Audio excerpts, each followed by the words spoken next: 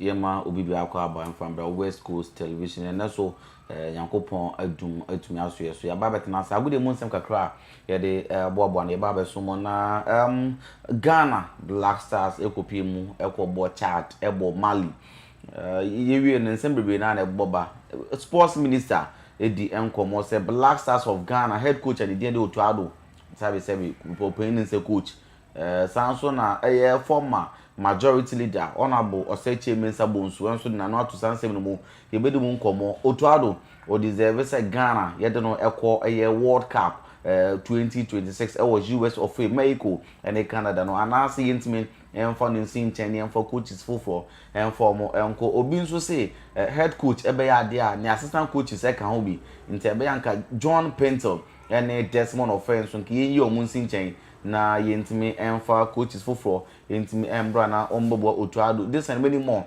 ana yentime de eba abesomo edwumede so ende na enuano no hanom Sam Prince the sports ambassador sanso na tio eba pakwesi adom enso hanom yebedi nkomo na yahwe Ghana game yeboy against Mali ene ensama mpanyfo etimi eka edefa the Black Stars of Ghana head coach and the Otuado no na yenko Europe esanse international break no etimi aba ne wie honma over the weekend matches enso betimi ato dwa ye de won se be do nemom ye be ko na yakwa kofa amana nsem no etimi de aba be so ye wi the discussions no etimi ato aso e de mo edin meje so an ampoma Francis Peterson ofem baruzo a onye fun so nemom yakai so the shake no e betimi asoso e de amami nyenko na yenkofa nsem no yentimi emfa ensomo a okopie mo wo Atletico de Madrid head coach and dean Eddie Diego Pablo Simeone El Chelo opere na so ye den san atudwa ye bisa ne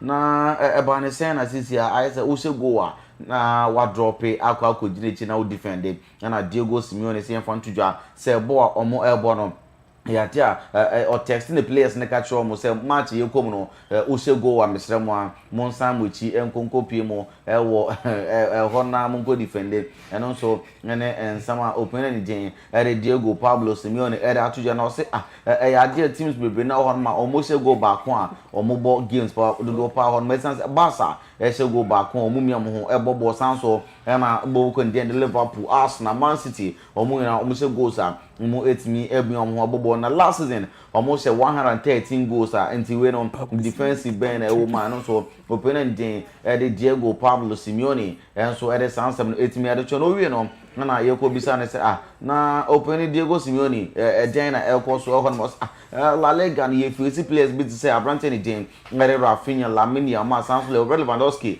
Kylian Mbappe Vinicius Junior and Jude Bellingham nti o say omo compete e won be pan ma enya asem ko say Madrid with Cristiano Ronaldo mu na mo etimi ehwe hon na ayadia o se Barca wa bra no omukuta Messi o sanso se Abrante etimi ndien de Real Madrid omukuta Ronaldo nti no ayadia o ko game a omo de 110% na omuko eko game so omuko ko nemom ayadia se omo ba 80% a na mo nkofo entimi enso Paul mo sande ko bisa se Jude Bell Abrante ni tin de Julian Alvarez ene Lamine Yamal o se Julian Alvarez ni bobo se Lamine Yamal eko bisa no Abrante ni tin ete Julian Alvarez ene Abrante de Robert Lewandowski also ni bobo sen no ye bisa no on player bi o se ni bobo sen no o Abrante ni tin de Julian Alvarez edi esen player bi o wiase mo no so ene yansama Diego Pablo Simeone El Chelo ede atujo hono na okokopie mo ewo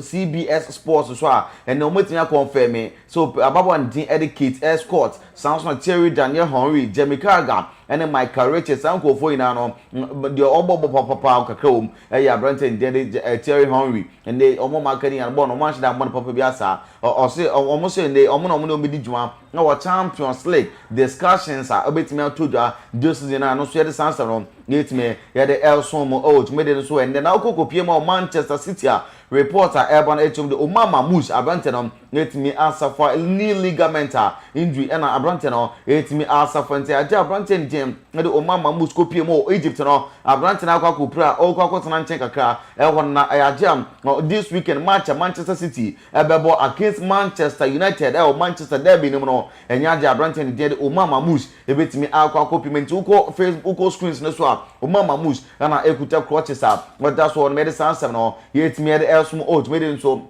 ma enye asem kuma kwa na okokopie mo ewo o man di Brazil omo aso ya omotime na akwa place fit ewo World Cup qualifications to join mo na 6 matches in Brazil etimi elusu hanmo enra omo olusu e mo man di de Peru Brazil a consider 17 goals hanmo na no so ye kakra efum epa ye de to ni jumede nso na okokopie mo ewo World Cup ye kan eliminations no say na playoff no be si akọ March 2026 and I boss our playoff for World Cup 2026 nya sem ketwa na playoff ye bo no mini tournament in the 6 teams and about compete participate sa mini tournament mo 2 of the teams be free CONCACAF Samsung na 1 be free AFC na 1 free CAF 1 be free CONMEBOL na other one on 8 free Oceania and also the kakifo no na out of the 6 no top 2 no ebetimi akọ more ranking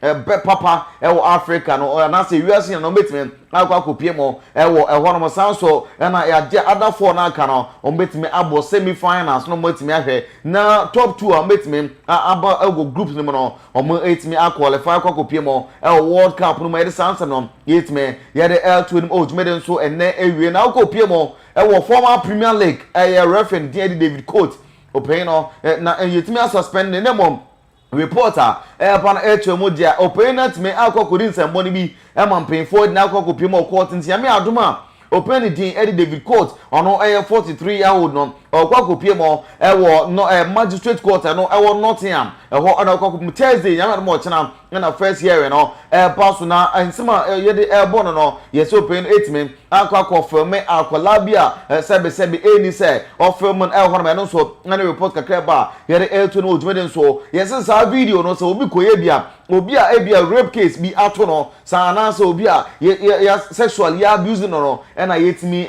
sa video na David Coates etimi akokoto sa video ne no ho etimi akokoko dwam ho na okokopie mo oman ni tin Bolivia mo a Bolivia omo abrantie baako ene 38 years and waiting the Carlos Lampe 38 years no pay no etimi dia pay no hwe screens ne so a twa dwadwo so so no nya na anya reho we no obeka say joy of tears, the tears of joy na open no etimi etwa ho 38 years we see akande am Bolivia na 15 years or Super World Cup qualifiers 2006 wa bobo 2010 South Africa open trial with me anko na ne etimi abo am Bolivia etimi qualify ko World Cup na enu ejadwo na open anything as Carlos Lampe etimi etwa horma enya asem keto kwa na Edward Osokemendi ono a goalkeeper ma o man the Senegal or the smart tuja or so we are proud so mutimem enya wins hormo na omota win konya ye otimi amama the top of the table CAF qualifiers eto dwan or so betima bom ho ban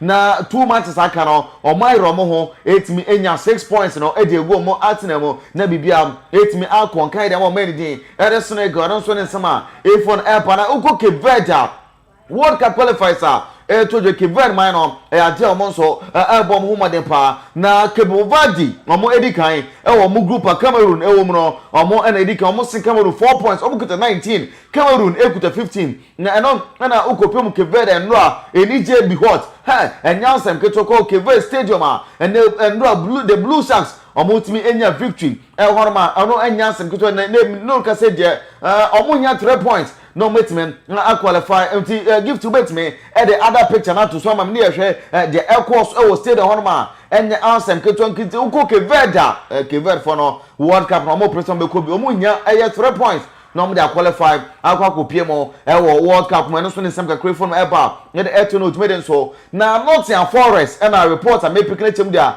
and Postecoglou Tottenham Hotspur football no omo so onyaje omo pamo no and the Nottingham Forest ompom nuno Espirito Santo no omo akofana contract until June 2027 and opening day at a year and Postecoglou let me assign at the Nottingham Forest and yasem ketwa na and some be told just said West Ham United na komo pemo ko ni the Manchester for branch for Andre Onana na West Ham opening day at David Sullivan na ka champion for say dabi Onana check kai ye be for Onana pa de enkan ko relegation ye nto ne chena also show Onana da go de Manchester pa na bo na ebo na bo ne pa Onana sa afo masa kotom ene hwe na bo ne da ho na just one ball shot su na esem enti ama the open David Sullivan say David Onana pa de ade okọ against Grimsby town no enye and also ene e ebe on pro no na pacho ma sa picture we na so ma me okọ Greece Greek Super League no team ba ko ni de Park Thessaloniki omo ese account Greek league click ni mo na game ba ko todwa game a todwa no ya de AEK Athens and Park Thessaloniki and boy na omugu so esi aka no Park for ni se go bi e ma sa go no referee rule and as a VAR rule as offside and the ebe wan so pay ni bi free stance ni mo fihin what is Park no so sana Park Thessaloniki for president and the open ni bi na atade ho etuo ese no one stadium ho no and obi around for your life obi adwane a and oko Greek Super League no you are suspended and ya de ye boss league no honma and also say ka phone me pa ye de etu enim o tumi de so enne na abrante de den Luis Suarez ya ban no e wo o me de US of A mo MLS no ya ban no wo na ya ban abrante we ewie na enkenim so o ne ban na ba be so ano ye koda so essence three matches aka no ho enti Charlotte FC Seattle Sounders and DC United game on Babono and Yanja Inter Miami abrante de Luis Suarez ebetia bobi edama mo abrante no say one miss 54 games throughout and the car injuries 20 years wa bono wa miss 54 games ahomo Samsung 65 and also suspension into all screens no so that so okoka abrante ni ten Jejo Kelly ni mu ina no je onyaban na ahomo no so any report epa ye etu no twede so yen koko pema president Kimpembe abrante former PSG4 player reporter everybody Abrante no join Qatari side anything at a sports club and no so any in some kakra if on epa ye to no to so and ewie na akoko piemo ewa Atletico de Madrid o Abrante ba Atletico Bilbao rather Athletic Club Bilbao Abrante ni 10 e Jere Alvarez open Abrante no ya ba no 10 months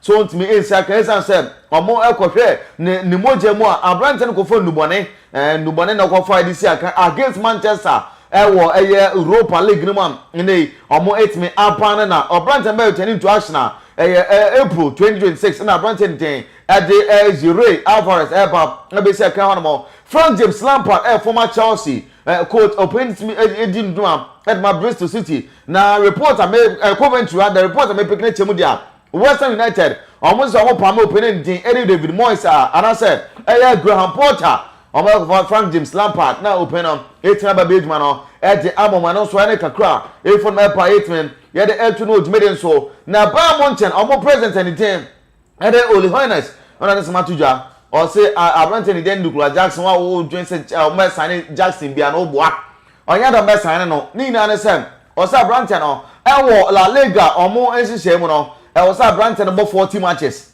na 40 matches no Bundesliga ensise mo so bo 40 matches ne o say starter enya de Nicolas Jackson ebetimi start 40 matches dey ma Bayern Munchen enti omo da kra no mada omo sign Abrante no so ene kakra Oli Hoeneß e da to Kylian Mbappe also called Madrid the best singer team no Vinicius Junior nti Madrid fan Satawale and Vinicius Junior sanso ona akọ omo dressing room hono omo DJ say ebia anka ebia Ghana hanka DJ waji dimpa DJ Black mo on say omo best DJ no depending na mo obi usually DJ mom no Eduardo Camavinga sanso na sometimes Abrante and Vinicius and Edward Tuameni nemum o promotion Tawala Abrante and the Vinicius Junior and also Kylian Mbappe and answer na tujwa na Abrante and Peter Crouch Abrante we na ya do ko prediction bi na prediction number so and of Abrante game ba ko tujwa e ma open and Peter Crouch e ko mascot e was a game no mu and also ka clip no e ba ya de eto no dwuma e mba na ko ye hwe na yentimi influence nemum important for video no to so ma me na quantify video no to so am na yenhwe ukopie mu ewo nkofo close mame Nigeria ni no mame Nigeria ni no Nigeria ni na we so edi Nigeria ni abrante ni ten eje Anas Yusuf Osina Kairama Nasarawa United yes we di 21 years nti over corner down screens no so Nigeria ni dey so di 21 years ono no di top scorer o Nigeria Premier League no won ono di top scorer ho no ma yes Nigeria ni abrante ni din eje Anas Yusuf ono nti ono down screens no 21 years striker why you go ken ono da ho no no kama pa me pa cho for video no to so ami na me ni komo na uko Colombia third division match bi ko so na me dey video of the day third division match o na referee no yoba ni dia de Vanessa Ceballos na ogina mo odi akensie no na oma abrante ni dia de Javier Bolivar red card na abrante no sna kan ma Real Alianza enye oma abrante ni red card no abrante ni share red card no se ne e ko na that sabi meeting bench one red card sen oh no sorry ko park no so line no so ho na referee na so nsew no si referee ogbo mu ma no na ogbo mu ma referee no enye o referee no so no bufu ye pa enye o hwe referee na ototo ne nan kama ho no manya asem ketwa enti ade a okokopie mo wo Bolivia third division match a otodwa a referee bis ababo de tie de Vanessa Ceballos ekodina mu ekodi sa game no ntokwa bi esi ye pa ma enya asem ketwa referee ma red card referee ma red card pa na wo share red card e da ma abrante so no red card ne de on tiase eni o si referee na sum ema ene ababa wa no yetime kususo no musa nkankra ma asam no tutwaye eno so ene ensam kakra efi Bolivia eba yetime Colombia eba yetime ye de to no odbere nso yehwe na yemfa ensam no ensie on videos no ready na mo de atoso am no video of the day nse ready na mo yetime e de atoso e de ama ye ba na ya ba abedi enkomo kakra yetime e de amam fidiem hanmo adomba hanmo sanso and Sam Prince and so Big good afternoon. Afternoon, ja. We are boko. Uncle Pond will be very come. Yeah, me see. Sure. Honorable Kofi Adams, Sports Minister. Na ninkoma all the two journey or say Otado and coach on Uncle Sojini. Or say yes, if I tell you I am impressed with Otado, then it means I do not know my job. I am not even. Also, I am not. Even when you meet the coach himself, he admits that he got things wrong and takes responsibility. But the question is, for how long will you continue to take blame for wrong decisions? Only Honorable Kofi Adams no. Sounds so former majority leader, Honorable Oseche Mensah-Bonsu, Ose Otado is not a coach to lead Black Stars at 2026 World Cup. Yeah, Otado, I got a problem now. Alright, boss, send yene tifo. Now fi I should feel na say there watching one monitor show comments and a likes no bit my share. Now we follow na I share. Now we be soon insa aka na bibia so I come no. Boss, e be some there Otado coach all problem make it yes. And in the football, no, you never be no football. Okay. And player, coach, technical team, one ya BBA 100% on the whole honor. But as a coach, dear, ebe fedumana, ebe team aya, o performance no chere. En team aya, and team kwaya, o performance no better. No better one. There are two types of coaches. Okay. The pragmatic coaches and then also the ideological coaches. Okay. Pragmatic coaches, no, but also obefedumana partial in your resource. No kuwini. Intino when it comes to the African terrain or even the CAF competitions, you coach you on today, Papa often heavy renat. On African near but obefedumana one. Emma 2 years within 2 years no heavy renard we make sure that on good team naji that is trophy and eduman why the am success beba such coaches no pragmatic coaches on be feduma na partial ye eba na nkasa ye dima sellers tete only the yes only you na 20 according 2009 Egypt no you say start anybody ball or not consecutively no offer any teams na young performance or other my some extent na makoyo but there are so many coaches I form pragmatic coaches the likes of Pep Guardiola no Antonio Conte no boss these are coaches were pragmatic coaches. Now you take the other side no the ideological coaches no on be fedimedi na when team nya hwe kra mfa ma wa enya success enya trophy o make sure the good team wa transform no play bu wa we develop no on so we nedwuma no do be hwe no wa e de medwuma no na efa ye na nkasa ye de otuado ye ni second time coming to the Blasters nti otuado two coaches na wo aka no which one does he fall under me hundo ye before now okay me hundo ye bi because obey no ye na ko competition ye no ko World Cup group stage say na ye free mu that time no na ebekede fine you go share teams na one modern ball was so but a compare Ghana Blasters one modern ball e World Cup room and Ghana as a country nobody ball e World Cup room e the two teams you go share one day na that is 2022 or Qatar or World Cup na ko boy na but a team there no matter what na you are going under the queen because we played against Portugal, South Korea and then Uruguay. Okay.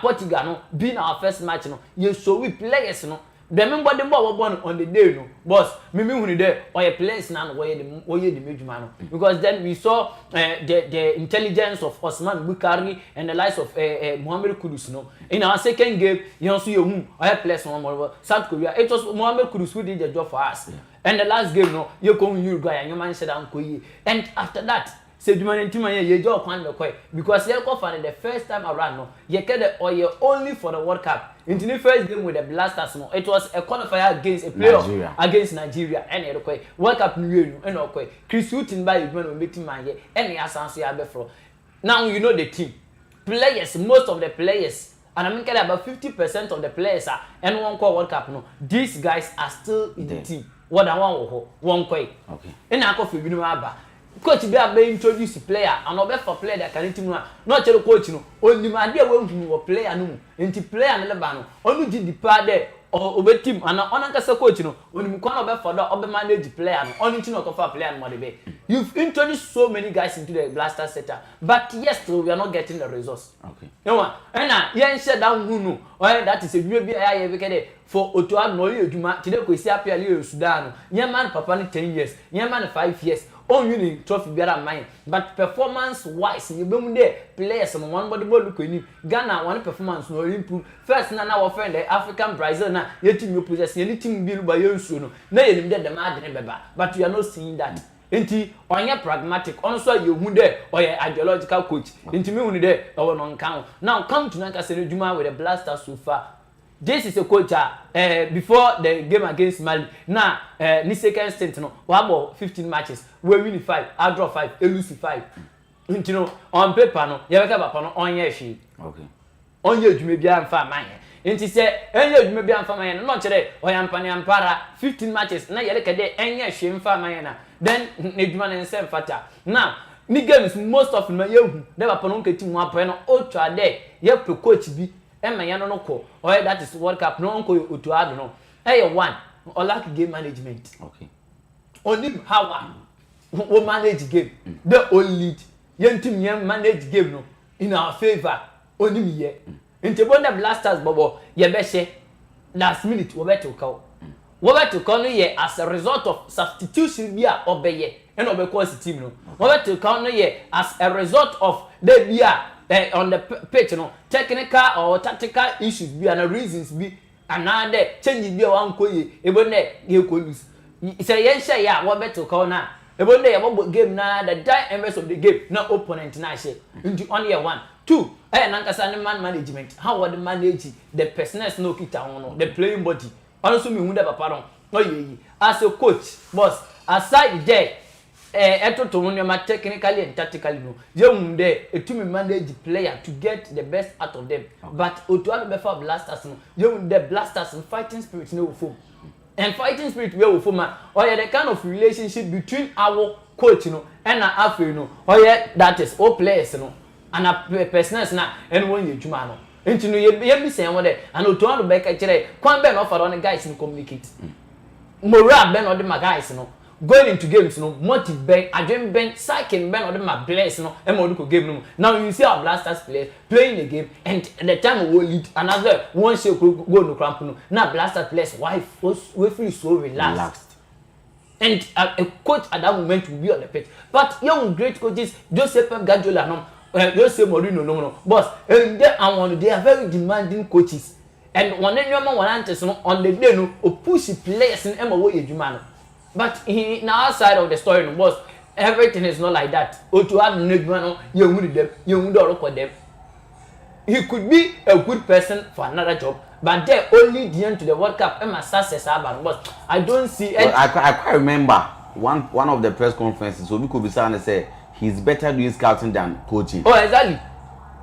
No, no. Say kede kapadia. Per moye no. You see, the team or convince players. O team spot new players for the Blasters. Yambona Bado on that. Shekali Bienchi. Look at Christopher Musuban and some club of players are. On Ben, Otumo introduce one to the Blasters. Into them that he is more a good in that aspect. Okay. But there on the pitch, tactically, technically, you manage players, you manage team no. Me mo the papa no betima yeduma no. And say a former majority leader like Ade, on your to aduna ko boss mijitu. Okay. Yan papa John Painter. After playing football, you there we coach team yala. Even Ghana ha. You will coach minimum academy no. Me the team the local team in all divisions, being the major division another the Premier League. Na at the question as no. Yent mente say bia won media. Mente the John Pinto we coach team bia Ghana ha. That be mente. Introduce them your assistant coach at the mind. Just one of it. And wait, he was a defender. Yes. Otu was. Otu is also a defender, right? Yeah. Now you concede. No, concede the goals. Still now, you concede the goals, sir. I'm a trainer, what my guys in. And I training men, what the guys in with the referee. That's one of it. Was it the U17? Even U17, I had difficult to my that's one of it. Don't you coach the U17. And Fatal that as a goalkeeper trainer. Fine. Why are they? Why mean a goalkeeper? But Blasters in there, all our good. A good goalkeepers in and most often or in recent years no yeah from the Ghana Premier League but maybe the technical team together with coach Nankasa was ejuma won ho ntimi no one ya adwen me Nankasa de Otto Addo is a very good man when it comes to young sport talent young from my team but they manage one na young from coach trophies and as the Otto Addo coach player and only a player BA. No, we are the best out of the player. No, I'm watching media. Me window between my individual boss. Okay. And see, I know Adumba Parkway see Asian and Mate Nenkana. Young corner some Prince, the sports ambassador and so for Kakra and for my Prince. Oshe Ghana against Mali, Ghana against Chad. Otuado World Cup. Looking at points, I think 19 points. And if I'm right, 19. You're 19. And I the lead table no. So we need somewhere around 2 points to qualify. You need 3 points from your 2 games aka. 1 away, 1 home.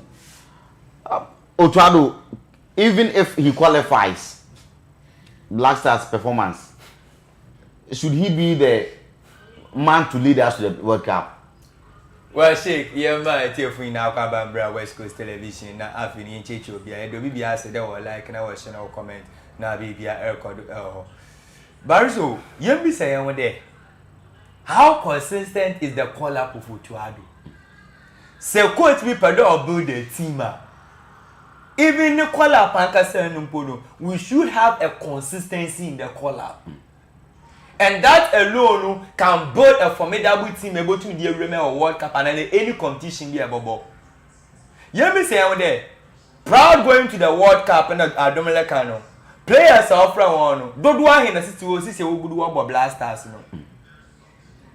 Now how many changes now why you?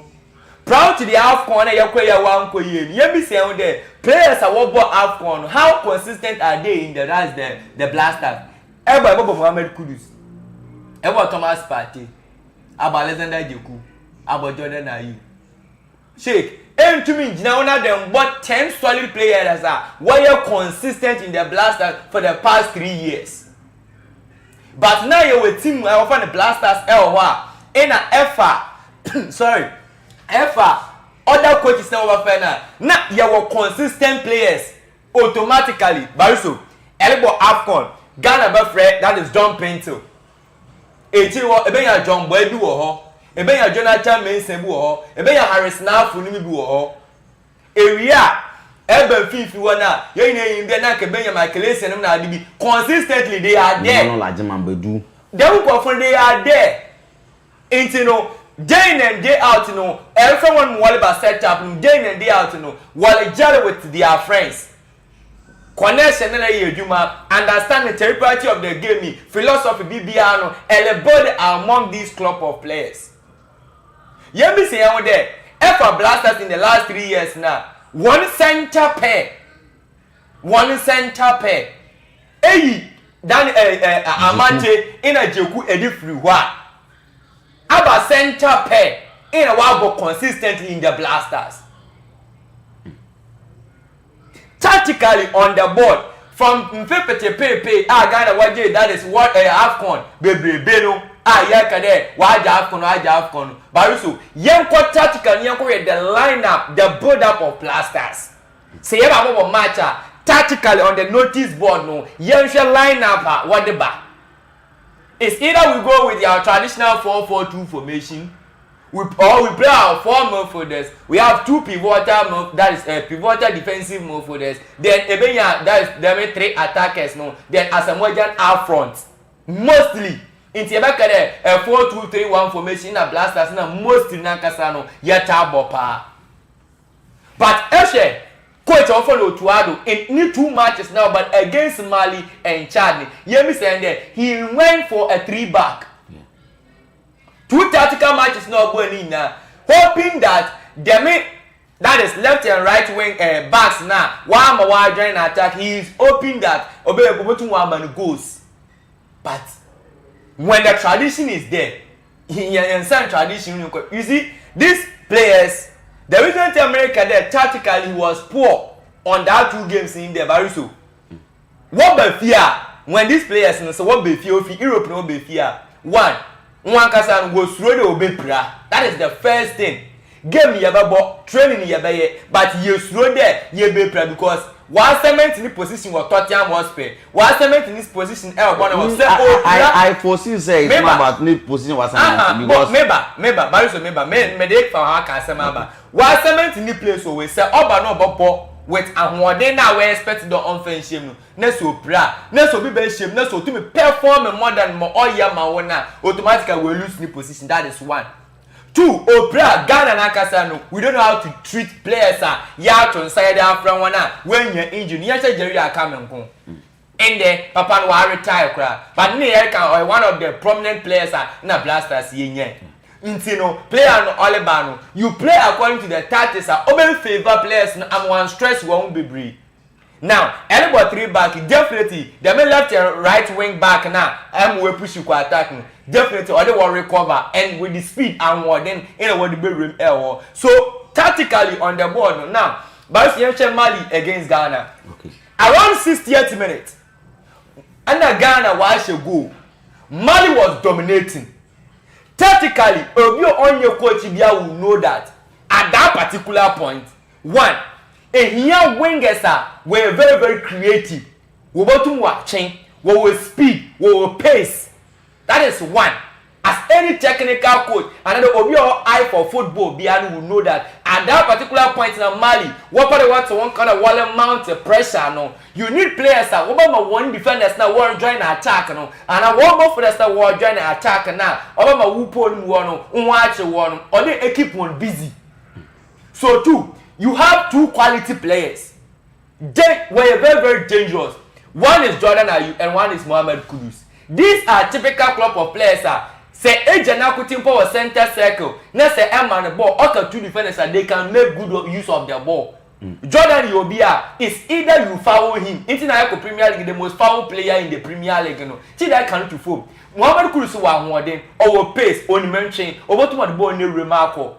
So tactically, say Eli will be a free man, Baruso, as a man enemy there, these are your key players, sir. What sustain urban pressure now? What to sustain on into I'm a if you want to mean set a back, want to walk like one baby, you decided there. Me, you want to be in a free.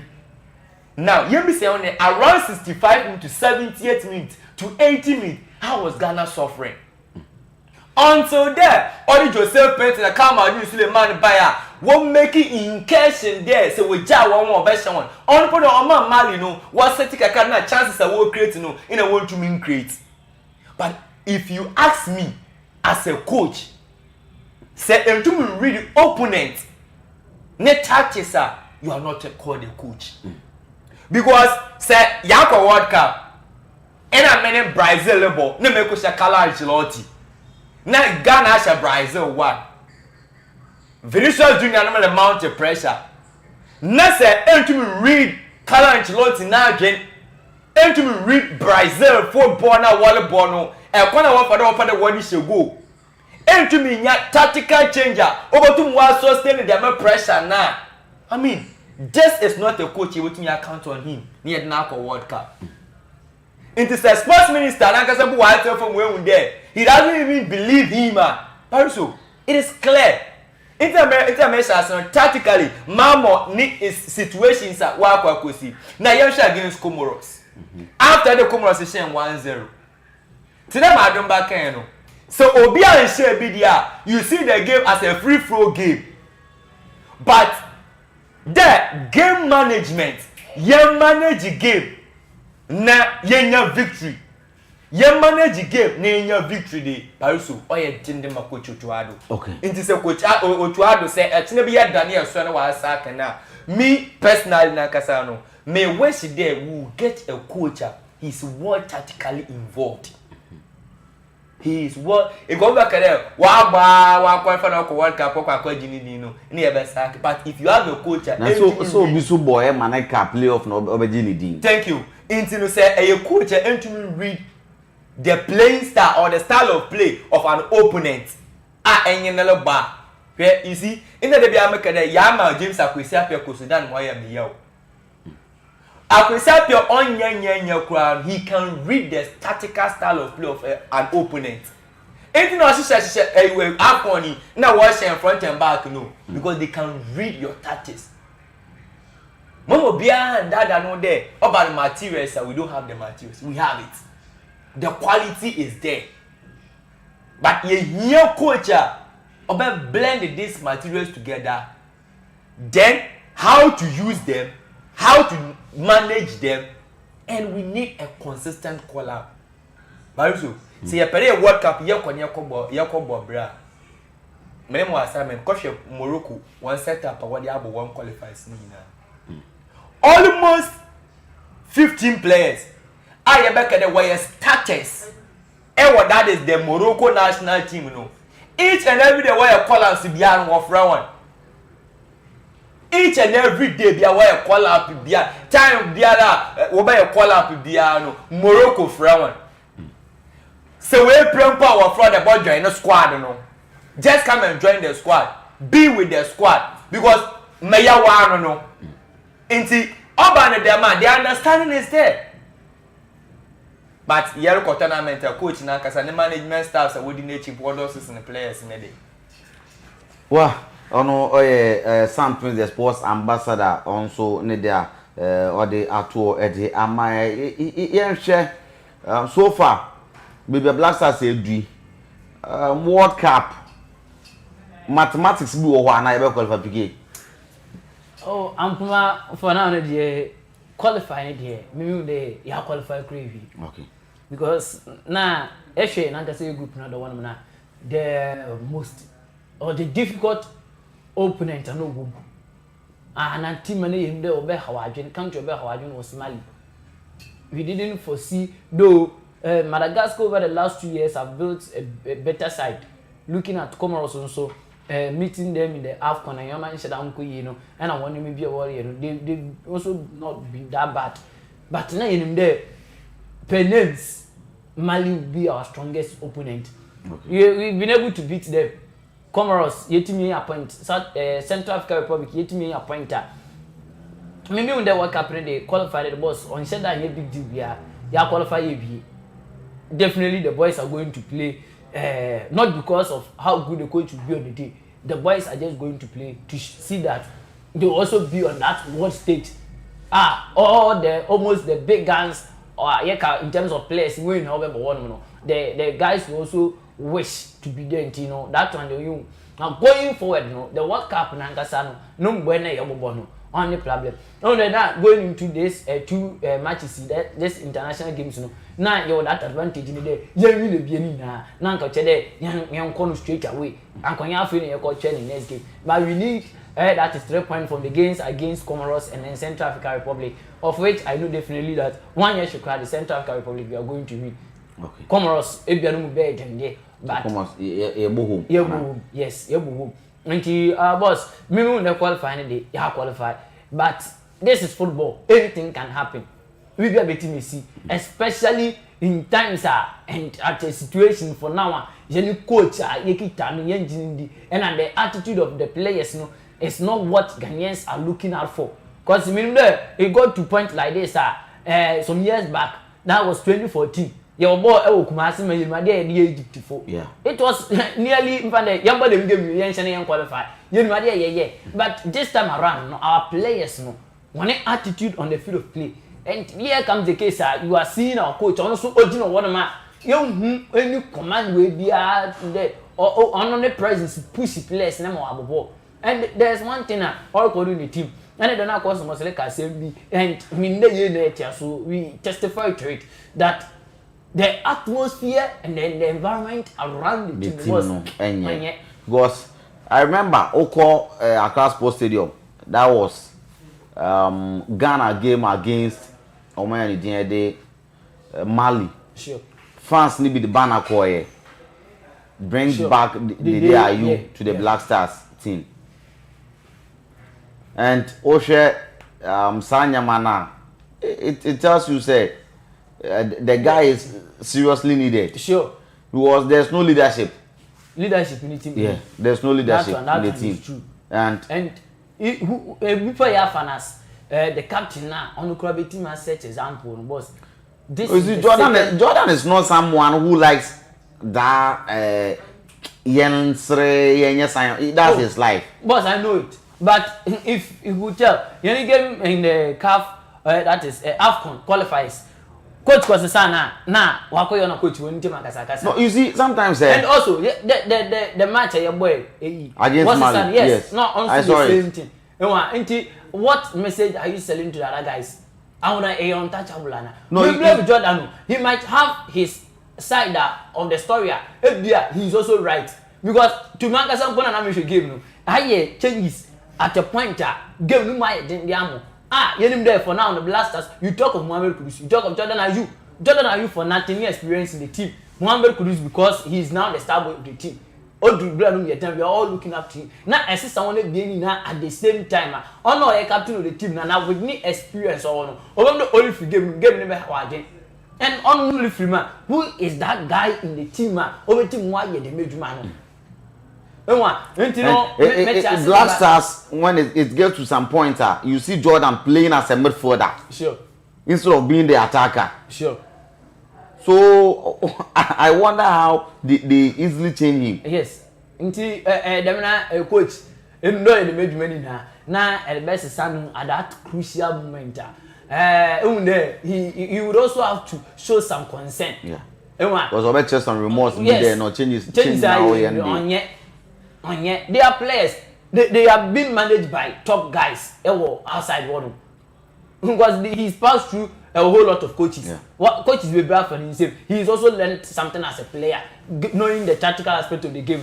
I say go on no feel the unfavored team now. And right from there, I was someone don't not game no ready. Blasters never had a touch of the ball. It was all Mali. Over team for why from them. And a coach now say curse or play and chance myself. It tells the kind of relationship between you and the players. So I know new group or squad member. About the man they affect the rest of the guys. na ezi owe no na yet team no akọ chetu yo Kudus ne boys yo Jordan ne boys yo Weni boys yen for the margin to build the team but we see na Blasters a point in time na yen Blasters no dem not one no the coach asesa na yemu de Michael Essien Steven Apia Muntaru na we go so na men kada conflict is o enim party obesi but those things na yet behind the scenes but on the field of play Emma coach you can't even come set player down so what message are you selling to us? There is nothing working for the team Blasters for now. Point in hand boss sometimes it's by luck.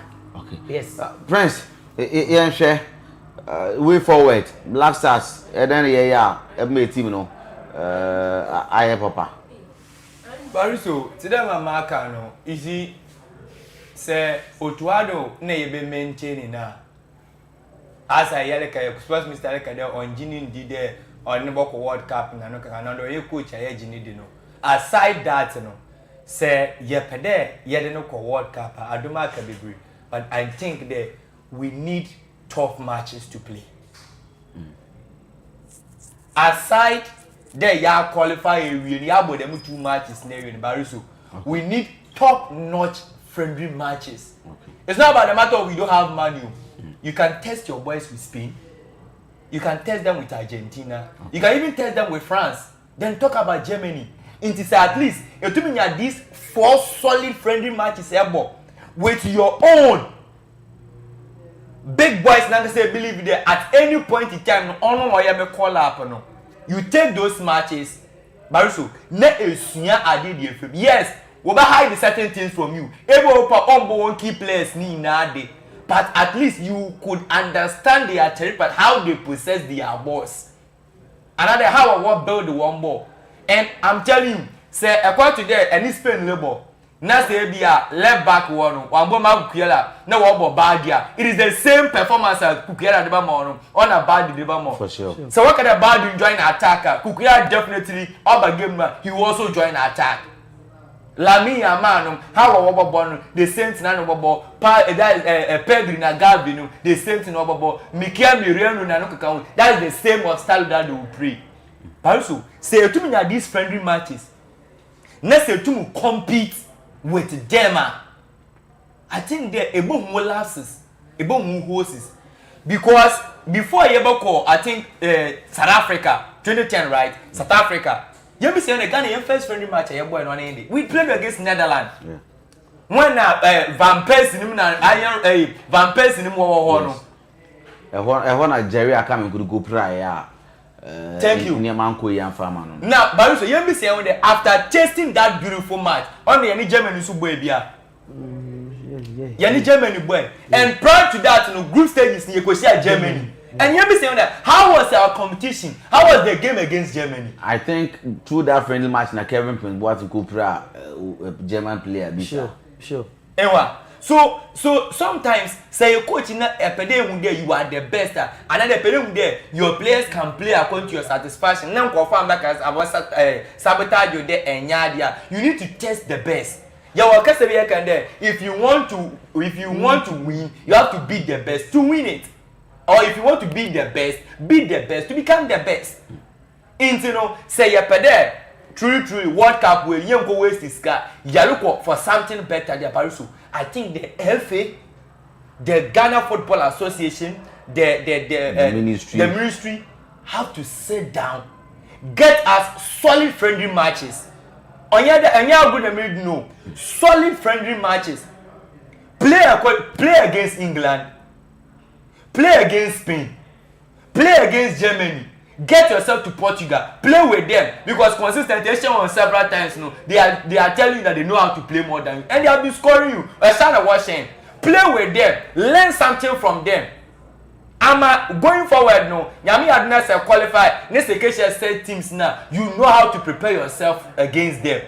And the media. We will play Trokandamani Yaboboru. You do World Cup, group stage, you to qualify. Because Ghana cannot even compete against Korea. Ghana can never compete against Korea. Yes, someone in the World Cup, you're 2-2 near boy. 3-2, you win? No, you're about 2-2. Yeah. About 2-2. Until group in the end, okay.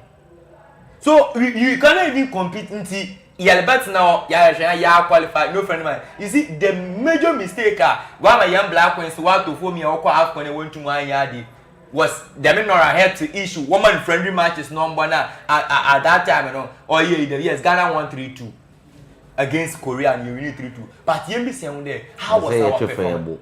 How was our performance? Yeah, bread, pa. Shabrika 1 year team. Shabola and what chances and will create. So it tells you that Nankasa coach and management here poor. And if you want to solve all those problems now, but also you need to test yourself. Okay. Yansha Chelsea, Niansha Enzo Maresca. We all thought that Enzo Maresca is a championship coach or assistant coach. But there is one thing that Enzo Maresca is hidden from Mikel Arteta and the rest, which he learned it from. That is Pep Guardiola. Coach is Bebe Winsuya. That's game management. Because Yansha Club World Cup against Paris Saint-Germain. Paris should have done everything to pass 1 year, 1 goal they do win, 2 goals for doing. But he was able to manage it against PSG. Young FC Barcelona last season, watch a Real Madrid walk front and back. But Anke Yaleka, Anke Hansi Flick, another Carlo Ancelotti, by one of the coaches, he should be able to Asham first one, second one, the third game, no, have to be well managed and for them to be share. Now manage in ye. Now to at least make your draw. But he sat there for Barcelona to come and score them. And in there, Motumata my culture there. Ancelotti is very, very good. But all by the game management, CCR or to form. To them, that is Mourinho, wow to form. No. Okay. So, to them, American, we need to test our boys. Okay. Because I don't think their party, Labour, any German Labour friendly match, because that is the top noise stage. And one person will compete. So we should give it to them. Okay. Young boy, better. You see, there might be an or example. You have to prepare them. Say Yakobo America, Mexico, na Canada, sure. Inti per Canada Stadium. Per Canada Stadium, young Kokobo friendly match in the world. Let's test the soil, let's test the environment, let's check everything. Young check players to players, day no oracle. That will help us a lot. So honor the maintain it there. I think the right position there. We should test the boys. Let the boys test the game. Because Ibibo, that is a Basel. Now the Onshia Basada. Onshia Gabi, Onshia Pedri that. Onshia Pedro Neto na no kaka Bruno Fernandes Onshia that. Ejimpo kwa John wa sheni boot. So, but so going forward, they say be maintain Otuado there. Then we need to test the boys. Okay, you need to test the boys. I know Sam Prince, the sports ambassador. And also need that with me or the into Black Stars and Komona Yegusua Yedi Ewana Evershed na Yedi in 7 years we na yet answer na ya konemom before ya be konyenhwe na yen kan Facebook message kakra yan so buy ni bi yeah but so me picture bu ade anka me pede gifty na ye kan wa asem 2 minutes dia no gifty picture na wo bia Cosmos dey send do. Okay. To my me share na what share messages my share say Facebook messages be about na yen kan into me emfa ma ya shefo na ye hu say also comment on the buy no we really appreciate honum na it me them we say Andrew Esiam also sure and so any the Patrick Brace also good work, keep it up and so and the na Andrew Esiam also say great show yeah that say with me edo dia banamom Maminya birthday wish we in Vienna Sam Prince in the picture no a birthday wish na honum way Joseph Tando no and then I would yankopon ankasa onhia Joseph Tando na ye de emma me do na bonus sadwane say FD no ana dian do na etimi e de efrent Joseph Tando and wa would yankopon ankasa onhia na onto no super intimi engu so Cosmos scan oje ne de wa ma me nemom Joseph Tando happy birthday enko emfa emma ende ewie picture na ye Samson bredo kwe but ya yon so ahye ewie ana gift also then ya ewie nti but into the unya picture na dey atoso birthday dey unya picture na dey atoso na o the prince ne dey no etimi e dey aka ho na etimi ahwe aye prince ne dey so kama na ya sorry ne kwamre no etimi ekopa ho ma enya asem nti no Joseph Tando dodo na ebon sabrane say FD F no minimum de ko kire nti happy birthday enko emfa ema e wo hono na prince ne picture no so hu ana oh nti ene prince dey and say the church na you dis ankomo nti no aha ene mbe me kwa yetim edi dwumedie no ye di esi e wo hono medin am just one am mo fancy brasen wo fem baroso a wonya funso no yakai so the shake ni betimi asoso e di amame sounds almost adon ba pa akwesi Asia na nka sounds na Sam Prince the sports ambassador motininka yami adoma ochina ye besan Asia yakram